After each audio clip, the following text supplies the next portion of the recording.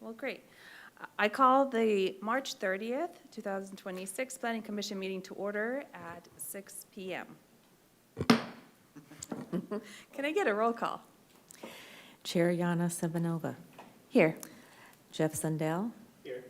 Rob Candrian. Here. Matt Constantine. Here. Nicole Hendricks. Here.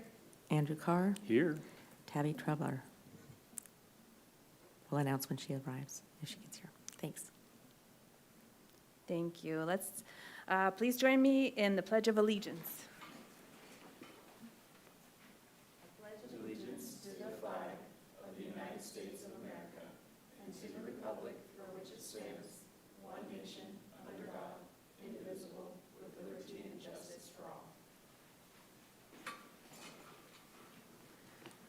Okay.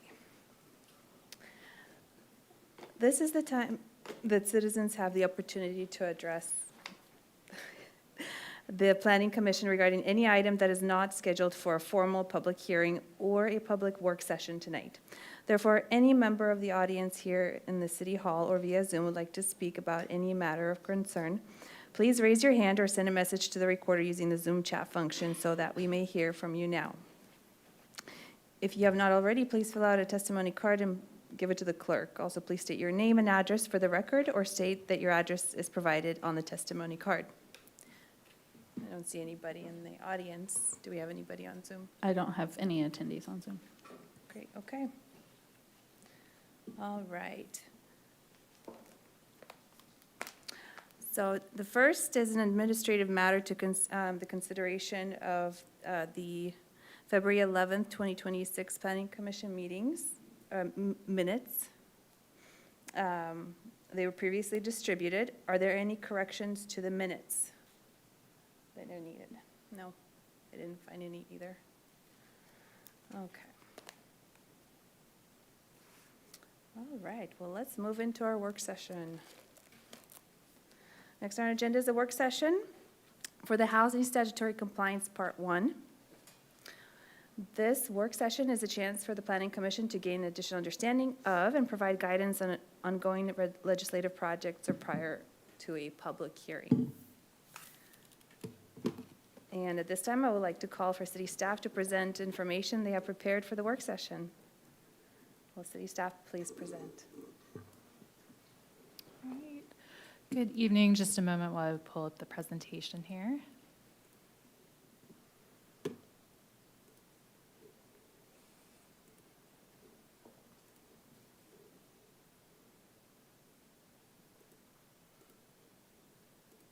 All right.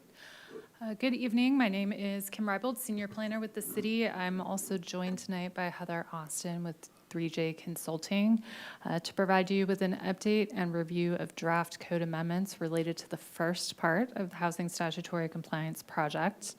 As a reminder, the overall project is broken into two parts, primarily centered around making updates to the city's development code in response to recent legislation passed by the state.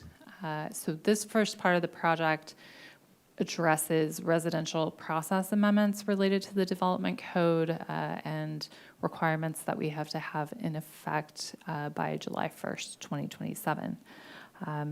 So with that, I'm going to turn it over to Heather to provide an overview of what we hope to accomplish tonight and more information about that, the statutory framework in which we're working.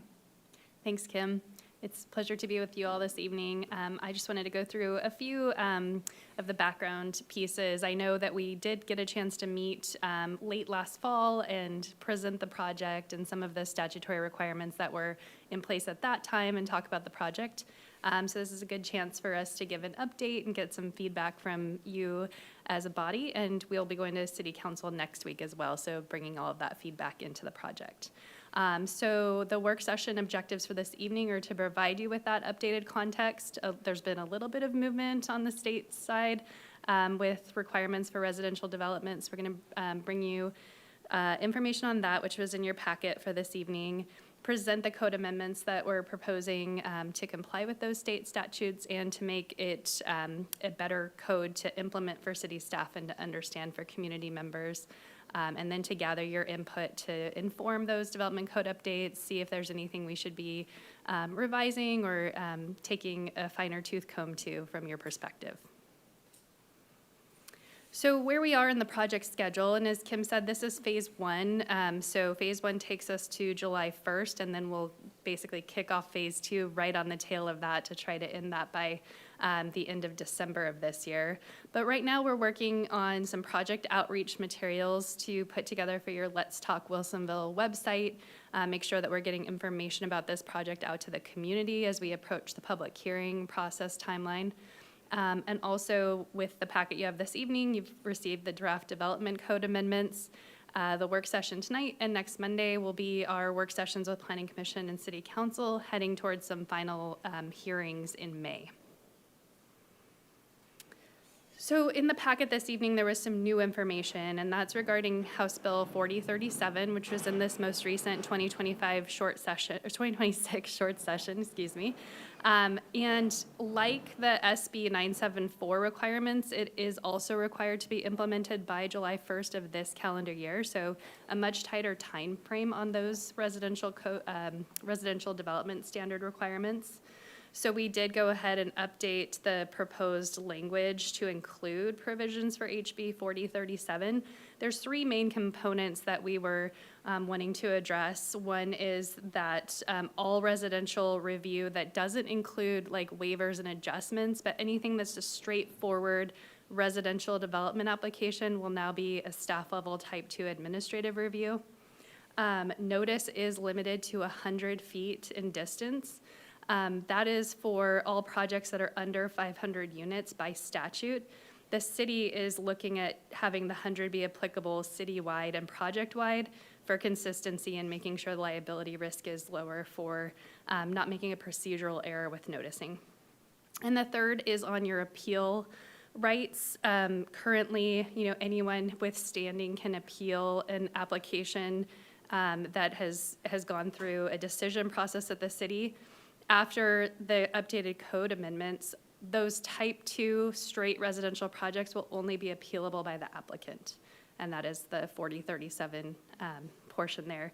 In the lighter gray is just the reminder of what we've already discussed, which is this project does implement your housing production strategy action C to evaluate your administrative review procedures for residential development, see if there's some efficiencies there, as well as the consistency with that Senate Bill 974 that we talked about and that we have one more reminder slide on. So just as a reminder for the Senate Bill 974, we are looking at updating the types of reviews to Class 2 administrative review for zoning map amendments that are going to increase residential density, for the Stage 1 and Stage 2 plan development review, and for your variances and waivers to your residential development standards. And then the piece that changes administratively is increasing from 10 to 14 days for your public comment period. So that one actually does increase your public review time a little bit. 10 is on the lower end of what a lot of jurisdictions have been at. So if jurisdictions were at 21 previously, they're coming down to 14. We here in Wilsonville are going up to 14. And I believe with that, I will hand it back over to Kim to take it from there. Great, thank you. So I want to get a little more into the weeds of some of the process changes that we've looked at with 4037. Again, in some ways, it simplified things for us. As we talked with you last time, it was kind of, well, this certain subset of residential classifications is affected by 974 and is subject to administrative review, but then this other subset of applications isn't. And really, what this bill does is it now kind of makes all of the residential development applications that involve clear and objective standards something that we're reviewing as a Class 2. But we did have to update that mailed public notice radius, and we had an option to create a couple different categories based on this bill, and we are not recommending that based on the feedback we got from you all at the last meeting. And so we're going to just move to 100 feet on everything. The other key piece is the appeals rights, as Heather noted. And so because of that, you'll notice in the code updates package, there are updates to many sections in the code. However, a couple of more substantial ones that we worked on were creating a new code section for waivers.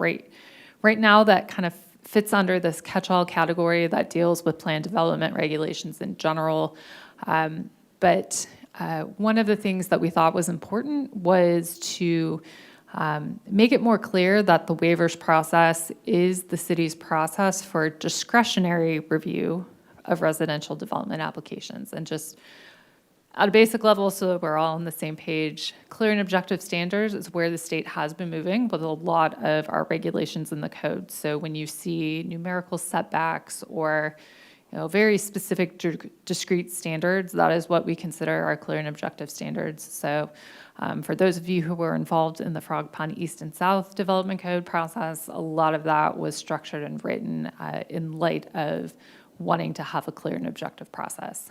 But historically, we have also offered a discretionary review process, which is, let's say an applicant has an idea, a site plan, but there are some standards that they want to elect not to meet and apply for a waiver.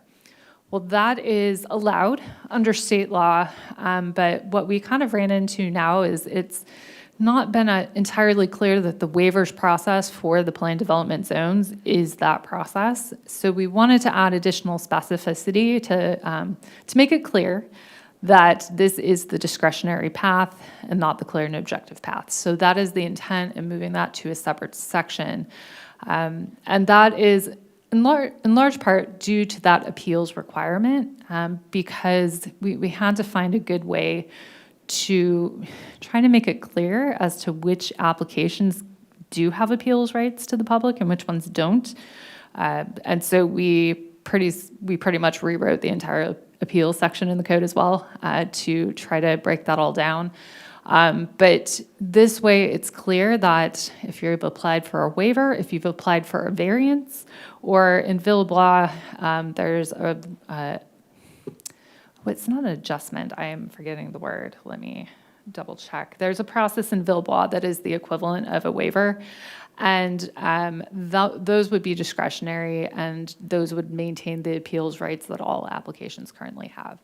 And so that's a key rationale behind these updates is making sure that they're, to the degree we can, that we are being clear when we make decisions, what can be appealed and what can't. And it might be that you have applications where some elements can be appealed and others can't, but we want our development code to reflect that.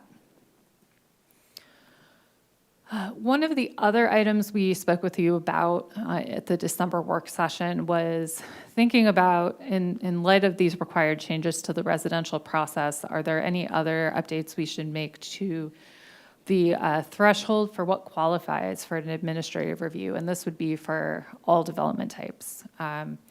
Currently, the limitation is either 1,250 square feet. So this is again for already established development, modifications to buildings. Anything over that amount has to go back to DRB, which is pretty small. But there is a limitation that can be no more than 25% of that building area. And there's a provision in that part of the code that also extends that Class 2 ability to apply to site improvements, things like parking or landscaping. And so we looked at a couple of different options, and what we proposed in this draft development code package is moving that threshold up to 10,000 square feet. We considered a couple of other numbers. We thought this was a pretty round number, but keeping that 25% cap in place. And so these kind of blocks you see on the slide illustrate where that eligibility, how that eligibility would play out depending on the size of the building and or site area. So if you have a smaller building, so let's say a standalone retail space and it is only 20,000 square feet, 10,000 square feet would be, an increase of 50% of what's there, which is, might be, given the size of the site, something more substantial. And so in this case, you would actually, trigger that DRB review at a building addition of 5,000 square feet, not 10,000. And so you can see how this then kind of works. When you go to 40,000 square feet, that's right at that 25%. So you would max out at 10,000 square feet. But likewise, for 80,000 square feet, you would still max out at 10,000 square feet. And that's really just, we don't have many large buildings. That typically is going to be more the case of an industrial complex that might be that big. But it does, I think, retain the ability, once you start increasing building size to that degree, you're going to have more site improvements. And so you're going to naturally affect more of the site anyway. And so that is what we are proposing right now. We are curious if you have any feedback on that number to give that to us during the discussion time. Do you want to be clear again that this is only something that applies to existing development or where we have approved architectural and site development plans, maybe, if they haven't been fully constructed yet and there's an adjustment. This is not something that would be in place to enable new development to happen that is under 10,000 square feet. That would still go to DRB. Next, to touch on briefly, we did talk about the annexation process at the last work session. This is not part of the development process for residential that is impacted by these state statutes. However, the feedback we got was that to help expedite the process, knowing that you're going to have everything else being reviewed as a Class 2, it made sense to utilize the model that we've adopted in Coffee Creek, which calls for one public hearing at the City Council without a prior recommendation from the DRB. This, in the case of residential, where you're going to see this most in the coming years would be in annexations within the Frog Pond area, where you already have an underlying comprehensive plan designation and underlying zoning code and master plan that would apply. So based on the feedback we got at the work sessions, we are looking to replicate that process here. Lastly, a few other updates in the code, some of which we talked about, some of which I just want to point out in more detail. An important point is that we've created new definitions to capture what exactly residential development is. And so really defining the types of uses that constitute residential development, because then we are using that at several points throughout the code to create distinctions between a residential development process and then development processes for other development types. Likewise, we've created a definition for review authority. This is a term that we've used to switch out references in the development code where it was just referencing DRB, but now it might be planning director or DRB. We do have some instances that we've had that language in the code, but it just is a lot cleaner to just use the word review authority. So those definitions are included. We've also, in the site design review section of the code, made an update to reflect how we've been interpreting and applying that to residential development. If you've looked at the site design review section, there's a lot of not clear and objective language in there. And how we've been applying this with development applications is essentially saying, if you're meeting the clear and objective standards that are elsewhere in the code, therefore stands to reason that you are meeting these site design review standards.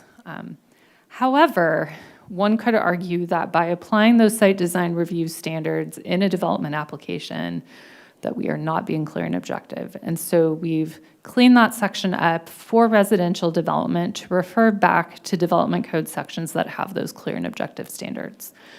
The more subjective language, we've still kept that for non-residential development. That's important because there are some parts of the city and some parts of the code where we don't have that same level of specificity. Thinking our industrial code, standard PDI, it doesn't have design standards. And so it is still important to have some of that subjective language be able to be applied in those circumstances. But you'll now see that there's two different menus depending on the application type. And the last major set of changes really get to how we process applications and making sure that what is in our development code is actually consistent with state statute and consistent with our current practice. So the first of these is while we were cleaning up some of the language around the pre-application meeting process, we decided to add an expiration date to pre-application meetings. Many jurisdictions use expirations because pre-application meetings are required by an applicant before they submit an application to go through the land use process. And what we have found in a couple of instances is where you have a pre-application meeting happening, and then you maybe don't get the development application in for a year and a half or 2 years. And sometimes the farther you get from when you had that meeting, standards change, and we've seen it with a lot of our residential development standards, and the information you gave out at that meeting might not be what the standards are that currently need to be met. And so we've proposed 1 year. We worked with our consulting team, and they said some jurisdictions use 6 months, and maybe offer the opportunity for expirations. I think based on what we've seen out of our pre-application meetings, we felt like a year was maybe a little more generous and reflective of what we tend to see in terms of the turnaround time between a pre-app and a development application. So what this means is if somebody's interested in moving forward with the project and they come in and then it's been a year and a half, we're just going to ask them to have that meeting again, just to make sure that we're all working off of current information. Another big change, and I think one of the reasons why so many code sections ended up being touched in this update, is just the removal of some conflicting timelines that we found throughout the code, particularly when it came to timelines for decisions that were maybe more aggressive than what is currently required by state statute. This goes back to the discussion we had about noticing at the last work session, and when you start introducing opportunities where an applicant could cite procedural grounds as a reason why something was not processed in the correct way, having conflicting timelines and not sticking to them does open us up for risk. And so by removing these requirements, we still have to meet the 120-day timelines, or in some cases, the timelines are shorter for certain application types, but we still have to meet what is outlined in state statute. And should that change, as might happen from time to time in the future, then we don't need to keep updating our code to make sure we're using the correct timelines. And so along with that, the just reflection of current procedures and processes, there's some references to things being submitted in paper form, and that's no longer how we take in applications. And so we just wanted to make sure that things were clear and consistent and not reflecting how things might have been operating 30 years ago. So that is the majority of the development code updates in a nutshell. We did quickly want to report back to you on the conversation around the future of the Development Review Board. There is a separate attachment in your packet that includes proposed updates to Chapter 2, which is the part of the city code that gets to boards and commissions and defines their responsibilities. I will note that technically that will not be part of your recommendation next month, since it is outside of the development code, but we thought we wanted to report back to you on our conversations with the DRB and just give you an opportunity to provide any feedback you have. So during February, during our typically scheduled meetings, we had information sessions with the DRB, both to just give them an overview of this project and then get their input on how they felt about their service on the board. And particularly, do they feel like they have capacity to occasionally have 2 meetings a month if they needed to, understand the impact of meeting cancellations? And what we heard pretty resoundingly is that everybody that was there because they were interested in serving the community. And they wanted to have that as a venue to do so. And because of that, if for those board members who had experienced many canceled meetings, they felt like they were not necessarily being able to do that as they wanted to. And in particular, felt like it affected their readiness and sharpness when it came to hearing a complex application and kind of going through all of the procedural things we need to go through. And so, I pretty much felt, we got a sense from them that, having more consistent meetings, having trainings, maybe if there wasn't a hearing, would be helpful. And that if we needed to, for flexibility, to occasionally schedule another meeting, that they would be open to that. So the proposed amendments we have, based on the feedback we got from Planning Commission and City Council in December, is to consolidate 2 panels into 1, but to increase the size of that panel from 5 to 7. Doing so, A, provides more opportunities than just a 5-member panel, but it also increases the number of the quorum number to 4 from 3, and so that just provides a little more flexibility in terms of if you have a couple members that can't make it, you're still probably making quorum. And so these changes to the board would be effective at the beginning of 2027. We didn't want to do anything that was going to affect the current appointed volunteers this year. So with that, I'll move to the discussion questions. Essentially, we're seeking, if there's anything you had a question about in the amendments, if there's any feedback you want to give us. But then in particular, we did run into a question about waivers, as we spent a lot of time thinking about the waivers and the process and kind of wrapping our heads around taking what is a very discretionary process and making that decision at a staff level. What we've drafted now essentially takes our standards and puts them into their own section, but we've still, we have a second part of this project, and one of the things we've thought about is if we're going to review these administratively, do we want to explore additional criteria potentially that would maybe make it a little more clear as to how that decision's being made? Alternatively, there are some waivers that are called out for having a higher standard. These items shall not be waived unless there is substantial evidence in the record that the intent of the standards being met in alternative ways. And so, is that something that you all feel comfortable with, that type of decision being processed as an administrative decision? Should some of the standards maybe not remain eligible for waivers? I think any thoughts or feedback you have there will be helpful for us, particularly as we start scoping what we're looking at in phase 2. So with that, thank you.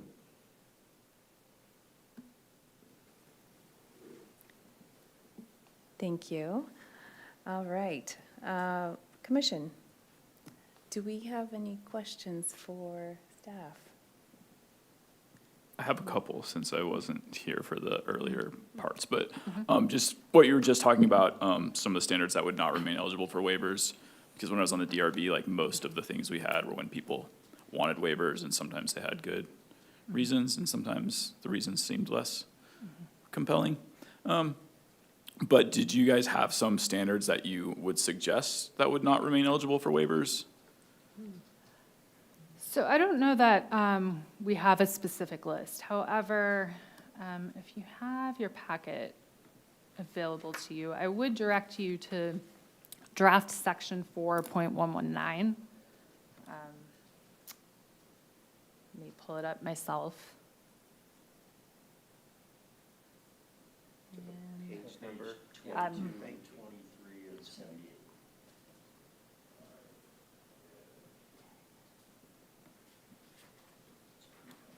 Thank you for getting that page.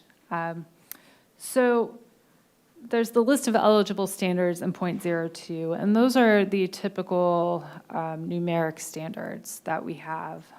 Those have just been based on findings submitted in the record. And that's a good number of the waiver requests we get. However, when you start getting to subsection B, essentially it's saying these shall not be waived unless there's substantial evidence in the whole record. So it's essentially a higher level of scrutiny being applied to the waiver. And so this is open space standards for residential, minimum density and housing variety standards, except with some of the items as noted, and minimum landscaping, screening, and buffering standards. So these were, I think, historically have been seen as, we really don't want to have a lot of flexibility in this area unless there's something that comes to us and it's very clear in the record that, the standard is being met, this is being met in an alternative way, but there's some substantial evidence behind it to to support that request.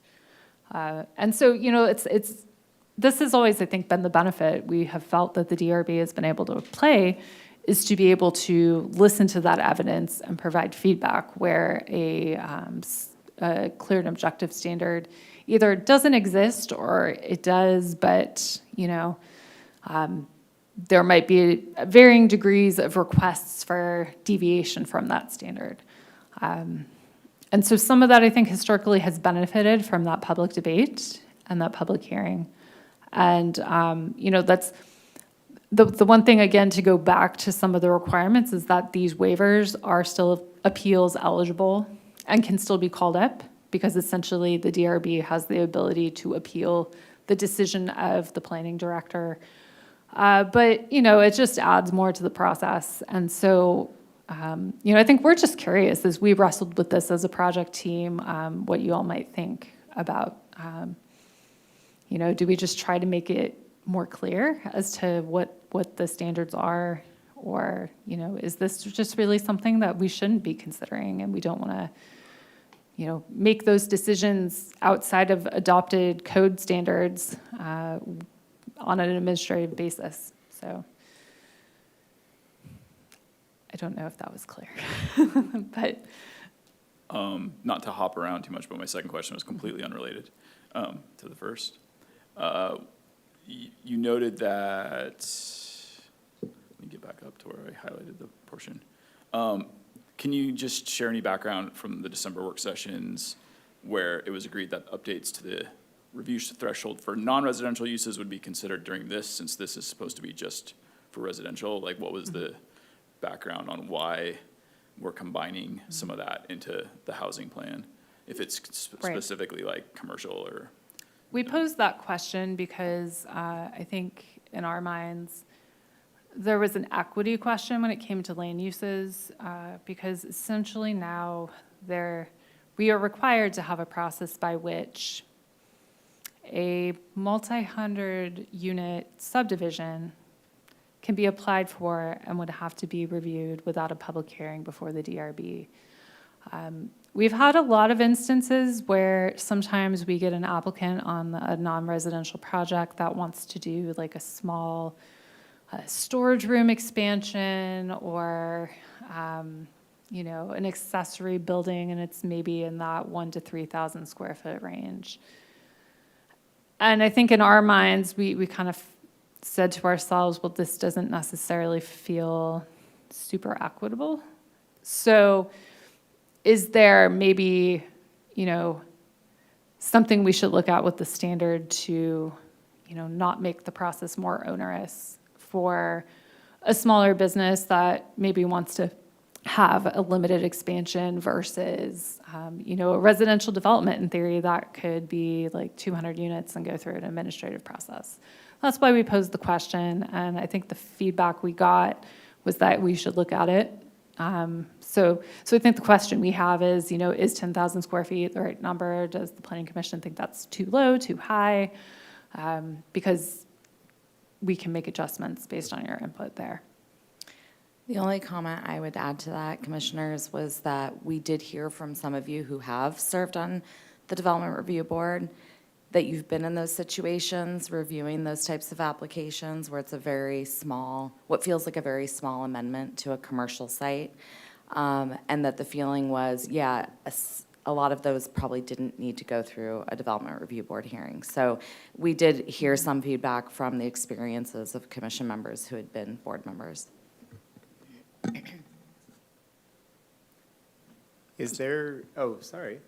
Go ahead, Andrew. Okay, so kind of piggybacking on that a little bit, one of the questions I had was just like, why do we specify like a 10,000 square foot, hard number at all? Why not just use a 25%? What's the implication there?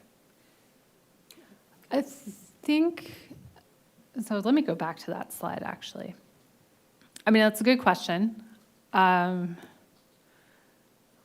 I think what we had in mind was probably this bottom example here, where you have the larger building and kind of wanting to cut it off somewhere. that, because in theory, if 25% of 80,000, so that's 20,000 square feet. So that was really kind of the main rationale. I mean, you would still be doing impact analyses regardless, but, that I think would be the primary driver as to why you would have a number, but I think that's a fair question. And correct me if I'm wrong, Kim, but I do think there already is a number of 1250 in the code, so 1250 or 25%. So it was to the point of sometimes that felt too small, especially on the 80,000, 1250 feels so small. So making sure that those businesses are able to make these additions that are reasonable and have likely a minimal impact on neighboring properties because of the scale. But again, that 25% threshold helps keep those smaller projects not going the full 10,000. So it's a good way to balance it, to have the percentage and the square footage threshold. And for those who don't live in square footage of buildings all the time, I would just note that like the standard TV and appliance building is just over 30,000 square feet. I'm trying to think of another example that would be, just to kind of give you a sense of scale. Right. How many 80,000 square foot buildings do we have Like in Fry's, town? maybe. Fry's, right? Maybe? Fry's is probably around that. Well, Fry's is like 130,000 Yeah. square feet. Yeah. It's so like shopping centers, because we would be looking at the structure itself, because usually it's the site plan, right? So shopping centers, Argyle Square would have some buildings. There was probably some industrial buildings that would be of that size. I think the way we were looking at it is we didn't want to, we wanted to simplify the process. So the idea behind the Class 2 review, administrative review, is you can do that with just city staff. You don't have to rely on going through a more onerous process of a DRB and meetings and, public hearings and et cetera. And somebody trying to do a 1,250 square foot addition to an 80,000 square foot building, that seems like it's too much. Right? They're just putting a shed right out back. And you kind of look at it and you go, do we really need this much of a process for somebody that's just doing a small add-on? So that's why it's a combination of square footage and the percentage, is to make sure that we're honoring the fact that if it's a major development to a specific site, that it gets a proper review, but if it's more of a minor, then it can go through administrative. So that's what we were thinking in December. That makes sense. Thank you. If I can just add one more note that because it's non-residential as well, or I mean, in theory, these could be residential too, but speaking of the non-residential, it would still have the public notice, and then it would be appealable by anyone who received the notice and put a comment into the record. So there would be that opportunity if this is built like right on the neighbor's property line or something. It wouldn't be the same as the residential where we couldn't do an appeal based on a neighbor. It would be appealable.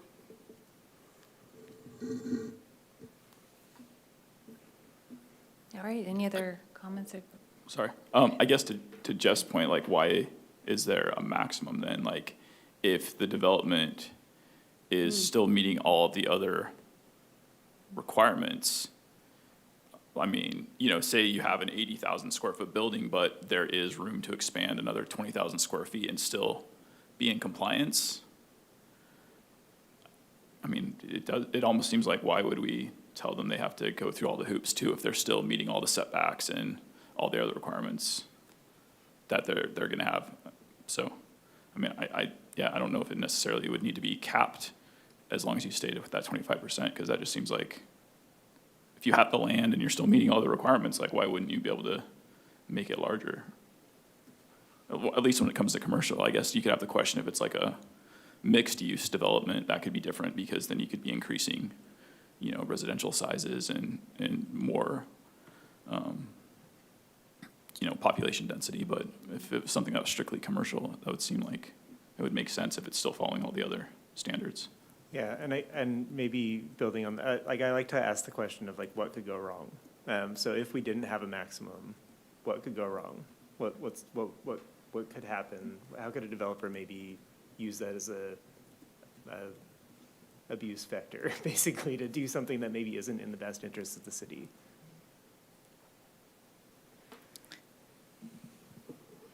There's a part of me that wants to sort of, I guess, consider the question that it wouldn't necessarily be the worst case from the perspective of somebody trying to apply for something that they shouldn't or that would be bad, as much as the level of desired involvement by the community in the review of these types of things. So I think both are considerations. I think when we look at the history of the code, it was clear that from the beginning, there was always a lot of involvement by the community, the boards, the commissions, in making the development decisions of this community.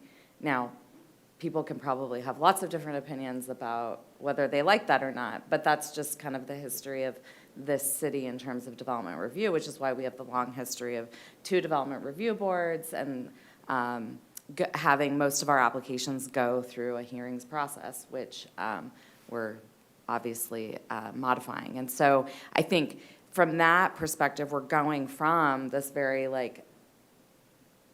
25% is actually maybe generous, but then it's this 1,250 foot cap that's very conservative.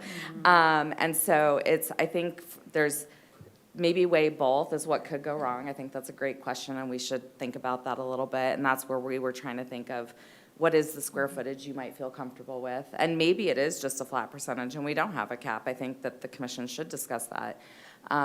I think that the other side of that is to also think about how are we changing it and what will that mean in terms of what's still going to the development review board and whether the community will feel comfortable with that or not. I would say I'd be interested in hearing your feedback on that too. We don't have a ton of huge buildings in the city, but I would think about the industrial buildings. What was the new one that was built on Garden Acres? That's over 100,000 square feet, isn't it? Yeah, yeah. So I think those are 100, anywhere from 100 to 120. But I think that those would, the point is correct that there are other standards that then limit the amount that you could expand. Although I think an important consideration that is different now because we don't have parking minimums anymore is that used to be one of the more substantial limiters to development potential in a site. And so in theory, you can, not that a developer would, you could get rid of all your parking and make that all a building as long as you're meeting all the other standards. And so industrial sites and commercial sites, I think, do function a little differently in that regard, and that the commercial, particularly retail commercial, historically has had more parking. But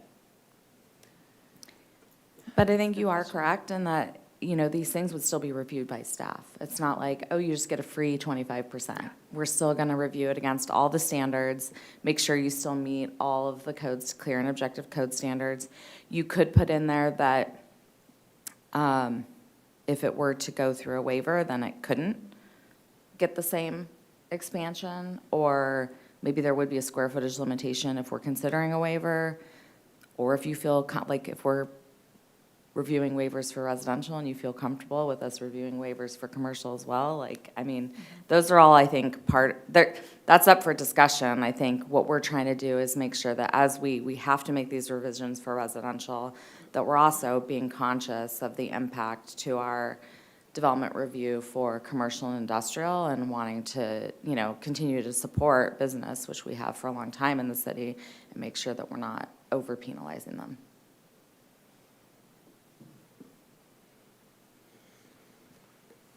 I just made the conversation more complicated. Sorry. I love it. Well, it just seems like that's something, right, that seems business friendly. If you're well, you can expand as long as you're, if you buy this lot and, whatever, you have space to expand, as long as you're still operating in the same way that was the original, approval was, right? You don't, change your form of business or something because you want to expand. That seems like that would be something that's pretty business friendly. And then on the flip side, you're going to make the land more valuable, which could drive increased property tax revenue. So that's without having to jump through too many hoops.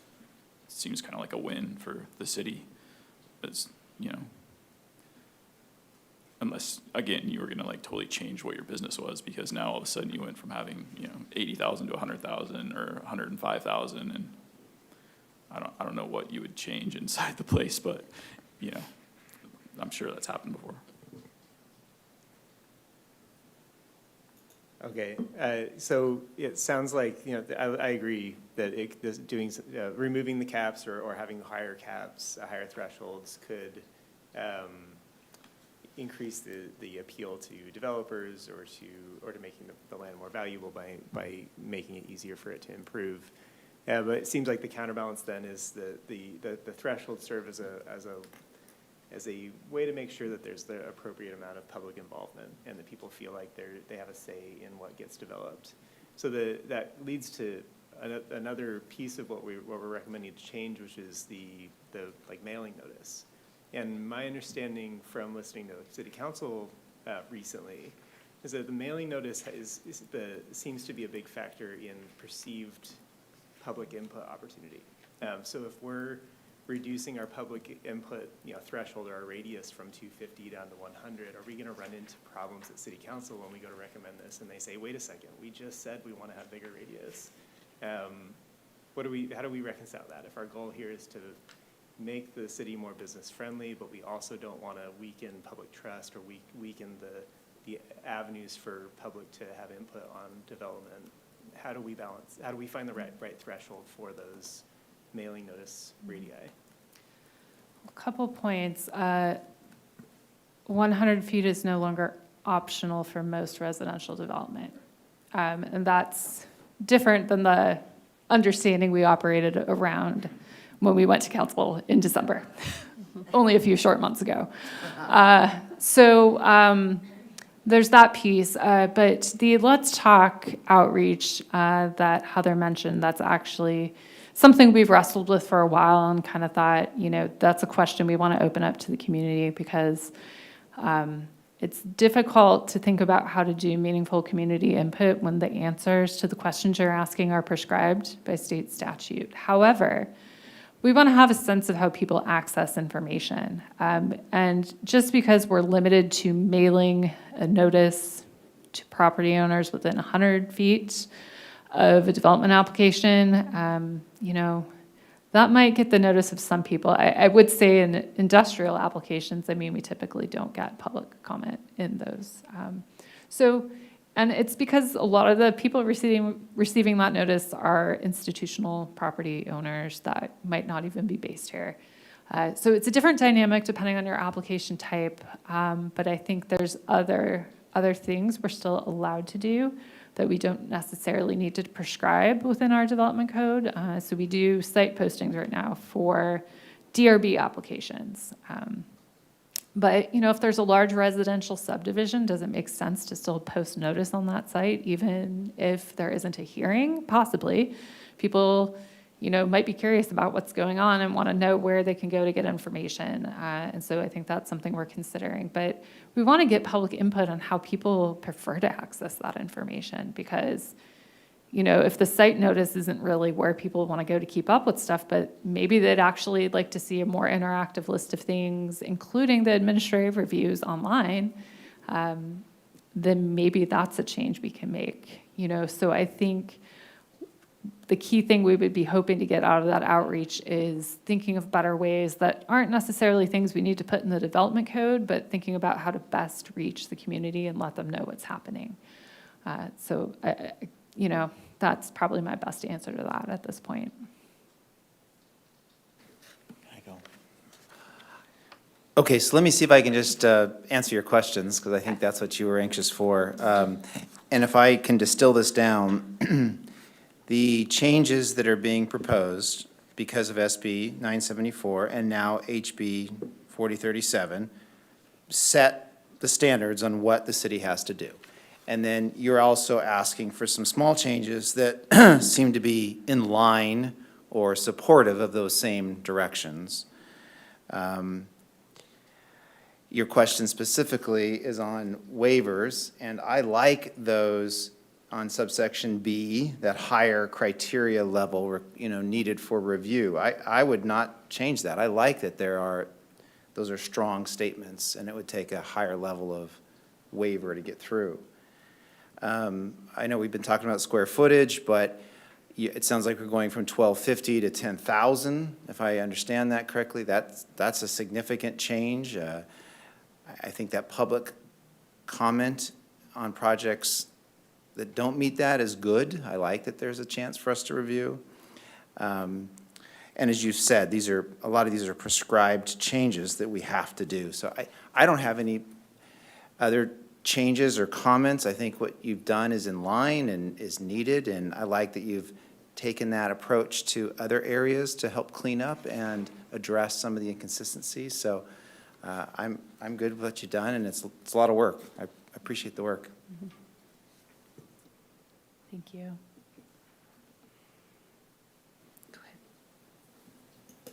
Yeah, I'll just kind of go through it. Yeah, so I'm good with the 10K square foot and 25%. I think that's, it's accomplishing what we were striving for.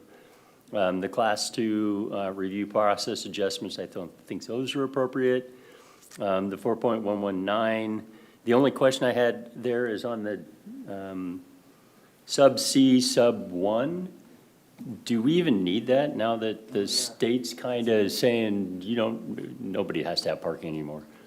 Do we even need to put in something about a maximum number of parking? Yes, and that's because the maximum standards were not affected by the CFAC parking rule changes. Okay. And so there are metro requirements for many different uses about parking maximums. And essentially, this is inclusion of that in item C is saying if it doesn't meet a different rule, you can't waive it. And so Okay. we So should need leave that there. Okay, Yeah. perfect. The annexation, I'm good with that. I like the new definitions. I like the site design review, getting it more clear and objective. And then I call it the cleanup, all that other stuff that we did. I thought that was a lot of little, like dotting i's and crossing t's, and yeah, it's something that probably should have been done a long time ago, but we're being forced to do it by the two bills before. So I'm good with that, and I was glad to hear that the DRB is kind of seeing where it's going for the future, and yeah, happy about that. So I'm good with what you've done. Thank you. Commissioner Hendricks? Yeah, I'm supportive of the proposed code amendments, and I think I'm just more curious about the process of how do we are in kind of this reactive state with the state, right? Or it feels that way. And I want to know, like, are we submitting testimony during the session that kind of aligns with what our past recommendations have been? What are we anticipating for the long session next year to like get ahead of maybe some of these things? And I know there's probably a lot of work going on that I don't see. And so I'm just curious what the process is like for that. And is there any opportunity to kind of come back to some of the things like that, the notification radius and things like that, to kind of fight for that in another session? It's a very good question. So I will say I was tracking 4037 as it moved through the process, because when you know something's impacting a project you're working on. But so to that point, one of the things Wilsonville, I think, has historically done well is track legislation and the legislative process and provide feedback and provide comment where we are able, in coordination with our legislative team, and in working through, other partners we have like LOC to provide input there, which is the League of Oregon Cities. So we were tracking 974 when it happened. Testimony was submitted last year. The city was tracking 4037 when it happened. The mayor did submit testimony in opposition. And so we have, it's delicate because sometimes you try to provide recommendations that maybe minimize damage that poorly written legislation can cause. And so those steps have been taken. I know particularly Miranda being most involved, but we keep an eye on these things. We provide feedback where we can, and hope that maybe different experiences and kind of how a lot of this has gotten cobbled together might provide opportunities for future updates. But in the meantime, we have to make sure that we are compliant with statute. Right. Well, yeah, I appreciate the context and, it just, thinking about all the other projects you have going on, I appreciate the nimbleness of, being able to implement something by like July 1 after the legislation passes. It's pretty, impressive. Knowing the process we had in our own code and Right. how many things we took to hearing, we definitely were scoping it out before it even was signed, knowing that we would have to move quickly. And it's moving even more quickly because the funding from the state was a little slow. I would note that if anybody's interested in any of like the past submittal letters, feel free to reach out to me, or what you see coming. We have a great government affairs employee who has been doing a great job tracking things for us in the short session and helping shepherd a lot of that public comment, and will be reporting out to the city council, I believe, the results of the short session. We tend to put together, the council puts together with staff what our priorities for the upcoming legislative session will be before the legislative session actually begins in January. So I think it's somewhere in like November. Typically, that's an agenda item at City Council, and it goes through kind of like what are our top priorities. Housing has been on that list for several years, in part because of the number of legislative bills. There have been a lot of letters submitted by both this mayor or the prior mayor, I think even the prior mayor before that, and me. I'm a fairly well-known quantity in Salem. So if you have any questions about that or you'd like to see any of those letters, feel free to email me and I'm happy to share them. So when, in their infinite wisdom, they pass something, is it then that they begin to give recommendations on how it's applied? And is that where the back and forth comes? Yeah, so when these different bills are passed, there's a number of ways that they go into action. One is just through the bill itself. So a lot of times the bill is very clear about this is what you need to change and this is how you change it, which is some of what we're facing in Senate Bill 9074 and now in the new bill, which I've already forgotten the number, 4037. that one. But then you also will have bills that say, this agency shall adopt organ administrative rules in order to implement this bill. And so a lot of the bills that we've had, like House Bill 2001, House Bill 2003, the second House Bill 2001, those have all had rulemaking processes. They then have a rulemaking committee, and those committees then come up with rules that later get adopted by the Land Conservation and Development Commission. Once those rules are adopted, then that provides more of the framework for what we need to implement. But as we all know, because I think everyone around this dais has been involved in reviewing code at one point or another, it can be clear to the writer and not clear to the later interpreter, and in this case to the cities involved. And sometimes it's not even clear to like the writer, it's just that it was directed through the bill and they need to put it in place. So we've seen this with climate-friendly and equitable communities. We've definitely seen this with the middle housing. This is why we've seen this iterative amendment process at the state where they realize, oh yeah, those are problems with that, or this didn't actually get implemented the way we wanted or intended, and so they continue to tweak it, and then we're doing more cycles of amendments. We're even seeing this, I just saw a proposal that's going to the Land Conservation and Development Commission for a component of the climate-friendly and equitable communities, OARs, that I actually testified against because I didn't know how on earth the city would be able to implement them. And apparently, I just got notice that it will be heard by the commission to potentially delete that section of OARs. That never became effective because they heard cities and they equally were like, yeah, we don't know how we would implement that. So let's give ourselves like 3 years. And so they set a date of implementation for 2027. And during that interim time period, we have realized that it doesn't make sense. So that part is looking at being repealed. So that's kind of some of the behind the scenes, I guess, to answer your question of how these things get shaped. And it kind of depends on the bill and what agency they put in charge of implementing it. So are these two more straightforward? Because the time frame to implement them seems really short compared to other state rulings that we've dealt with. This is 3 months, 4 months, right? Yeah, so 4037, I think, was in part, I suspect the deadline was set with the recognition that 974 existed. So because it's doing. Got it. Doing something Similar, but not the same Okay. things. And I think, if you recall when we came here with 974 and, there were questions we were asking about where does this apply and how does this apply and what does this mean? And because it was just the legislation with no rulemaking, that is not any further defined. And it is up to the cities in consultation with their legal teams to figure out how Right. to best apply it.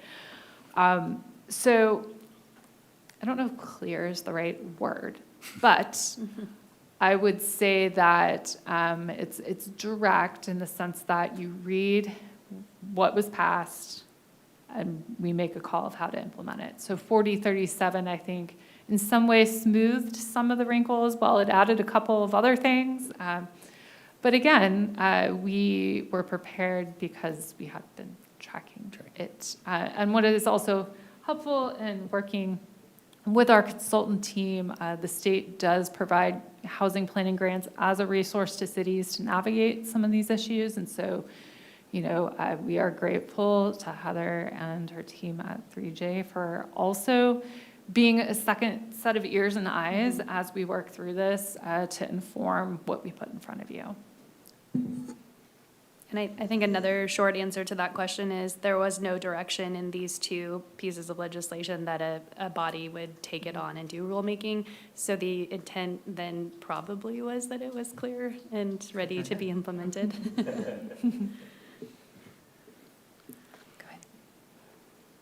I just wanted to say that I agree with your guys' proposed amendments and appreciate all of the work that you've been doing. My question is actually in regards to the Let's Talk Wilsonville. So is that more focused on surveys? Is there a lot of people's input that go online with that? Like, I just looked at the website, because I'm familiar with the stuff on the socials, but I wasn't familiar with that. Oh, just the page as a whole? Yeah. Well, that's a great question. So we are still in the process of working through the content that we will be using on our page. But it really is project-specific and project-dependent in terms of the types of tools that are used. But there are many different tools. It's intended to be a counterpart to the city's website. So the city's website is very much information out, project information, links, that whole type of thing. It's not created as a space for dialogue and a space to receive input other than maybe finding a form you could fill out and click submit or an email address. When Let's Talk Wilsonville was created, gosh, it's probably been about 5 years now, at least. It was created with the intention of having a consolidated place for city projects to be able to gather public input. Before that, sometimes projects would have these one-off websites that just kind of existed out there and they weren't tied to the city's website. And, that's great maybe if you're following one project, but if you live here and you want to keep up to date on different things going on, you're not going to go search for all these different websites. You want to have a place you can come to. And so, in past projects I've worked on, we've used tools like surveys or quick polls. We've also used published story posts. We've had one project we did a share your story, and working with our communications team, we actually did a gift card raffle for people to share their experiences on a given topic. There's map-based capabilities that can be used for some projects. I know some of our engineering projects have used that to be able to gather feedback on a specific place. And so there's a lot of more interactive tools that people can come and contribute their ideas. So that's historically how we've been used it. Heather, I don't know if you want to speak to anything specifically that you have in mind for this project. I think it more toward a quick poll than a full survey on this one, because we are really interested in how people like to receive information from the city. So the way we've drafted the materials that we've submitted to staff is that we'd be asking people to tell us how they best receive information, if it's socials, if it's the web straight up, if it's like the notice posting on site, if that's really helpful. Some communities post notice like on the wall at the library kind of thing, and a lot of people use that information. So really just trying to see what, knowing that 100 feet is a limited circle for being able to get something mailed to you, how might you then receive information about things going on in the city? Thank you.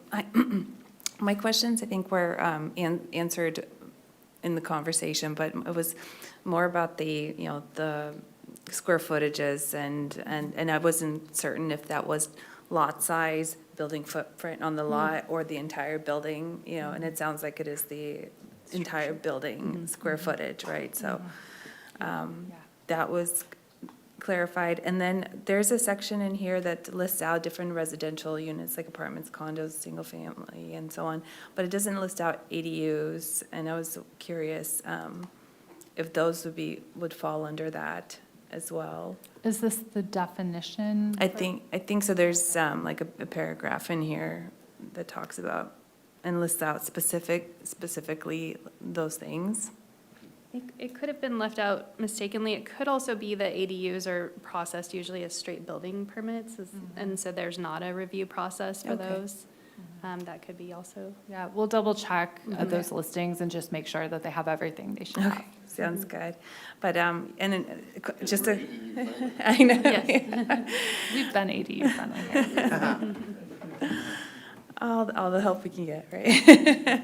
And I was, I get it why the 100-foot rule, like that's happening. Like I already said in my comments before that I don't like it, but I get it why you guys are doing proposing that. And I think the criteria is, for me, it's on point. So I wouldn't add or remove anything. I think it's good for the administrative review. Then that'll be it. Does anybody else have anything else? No? I have one really small one. And as you were describing the change to the pre-application, like adding an expiration to that, I think that sounds like a great idea. Are there, from an operation standpoint, are there existing pre-applications that would need to be like grandfathered into that, or would they be notified that like, hey, by the way, we just added expirations? That's a good question. I do think that we can take stock of what we have out there. We've had some more current ones, and see, I kind of feel like we have some. We had one where we got an inquiry about something, and it had been over 2 years, and we were like, your whole process has changed now, so you're going to have to come back. And we have, in fairness, we have told people sometimes when the development team changes, we ask them to come back for a new pre-application meeting. And so, I think we might kind of treat this like a goalpost rule thing, like we would with a development application, whereby if you've done it and you've done it under the old code, you're kind of under that old code. But, I think in the materials we prepare and provide after a pre-application meeting, this is something that we will probably add, potentially even giving them a date. So just to be abundantly clear. Thank you. You're welcome. All right. Do we have anybody on Zoom for public comment?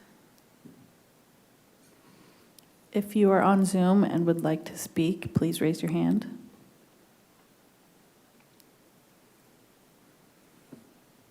I have no hands raised. Thank you. All right. Hearing no further discussion, Thank you so much. Thank you. That concludes our work session. Thank you. All right. Next on our agenda is an informational item for City Council action minutes. There's no staff presentation for this, but this is a chance for the Planning Commission to learn more about a specific topic. No public comment will be taken on this agenda item. If public has questions or comments on the topic, you're encouraged to reach out to directly to the city staff. Do members of the commission have any comments or questions about it? I just wanted to say I'm very happy about our choice for new city manager. Here, here. I had a quick question about, could you just talk a little bit about is it a task force for the town center, the building height discussion? Because are we expecting things to come this way at some point? Currently, that is my understanding. Okay. So it has been added to the work program. I can't remember if it's in the packet you just received, or if it'll be in the packet you're gonna receive in like 2 days.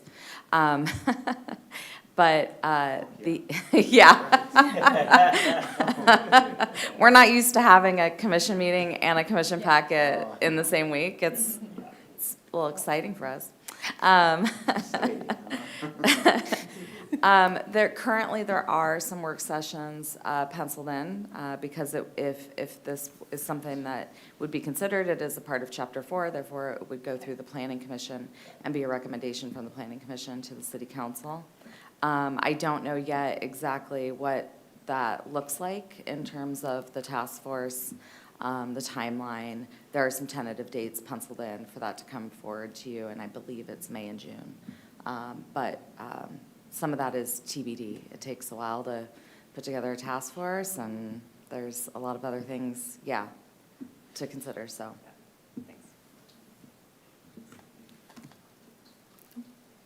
Nobody else? All right, great. We've concluded all the scheduled agenda items. Do I have a motion to adjourn, or does anybody else want to? I move to adjourn. Second. The meeting is adjourned at 7:12 PM. Thank you. So nice you asked.